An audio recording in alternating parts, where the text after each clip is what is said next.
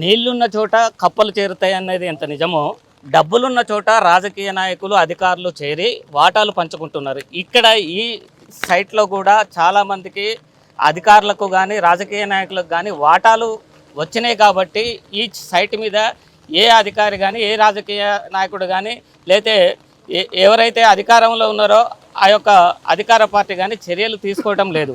నేను నిజాయితీగా ఇక్కడ ఉన్నటువంటి సమస్యల్ని బయటపెట్టినటువంటి రఘు గారి మీద నిందలు వేయటం అనేది సమంజసం కాదు. ఇమీడియట్గా ఎవరైతే నిందలు వేశారో వాళ్ళు క్షమాపణ చెప్పాల్సినటువంటి అవసరం ఉన్నది.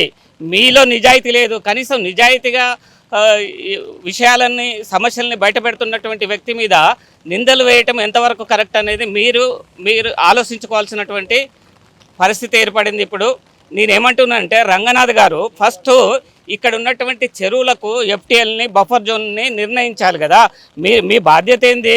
ప్రభుత్వ భూములని చెరువులని నాలాలని పరిరక్షించాలి. మీరు అది చేయకుండా అనవసరమైనటువంటి ఆరోపణలు చేయటం ఏంది? మీరు ఇక్కడికి వచ్చి ఈ యొక్క సూరం చెరువుకు మీరు ఎఫ్టీఎల్ పరిధి ఏంటి, బఫర్ జోన్ పరిధి ఏంటి నిర్ణయించారా? ఏం చేస్తున్నారు మీరు?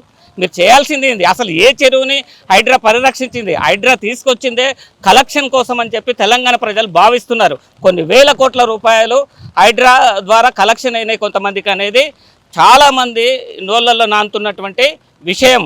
కాబట్టి మీరు తక్షణమే ఇప్పటికైనా మీలో నిజాయితీ ఉంటే ఫస్ట్ ఈ చెరువులకు ఎఫ్టీఎల్ని బఫర్ జోన్ని నిర్ణయించి ఫినిషింగ్ వేయాల్సినటువంటి అవసరం ఉంది. హైదరాబాద్ నగరంలో 44 చెరువులు పూర్తిగా కొలాప్స్ అయిపోయినాయి. మరి వాటి సంగతి ఏంది? మీరు మీ మాటకు ప్రతి ప్రెస్ మీట్లో మీరు మాటలు మారుస్తూ ఉన్నారు. రకరకాలుగా అది ప్రజల్లోకి వెళ్ళిపోతున్నది. మీ నిజాయితీ అనేది మీలో లేదనేది కూడా తెలుస్తుంది. అవినీతి యొక్క ఏదైతే ఇప్పుడు అధికారంలో ఉన్న పార్టీ ఉందో అది అవినీతికి పాల్గొంటున్నదన్న విషయం అందరికీ తెలుసు. అందులో మీకు కూడా భాగస్వామ్యం ఉన్నదన్నట్టుగా ప్రజలు భావిస్తున్నారు. కాబట్టి ఇప్పటికైనా ఈ యొక్క ఎవరైతే ఈ సైట్ అక్రమంగా చేస్తున్నారో వాళ్ళ మీద చర్యలు తీసుకోవాల్సినటువంటి అవసరం ఎంతైనా ఉందని చెప్పి మేము తెలంగాణ రియల్టర్స్ అసోసియేషన్ తరఫున కోరుతున్నాం.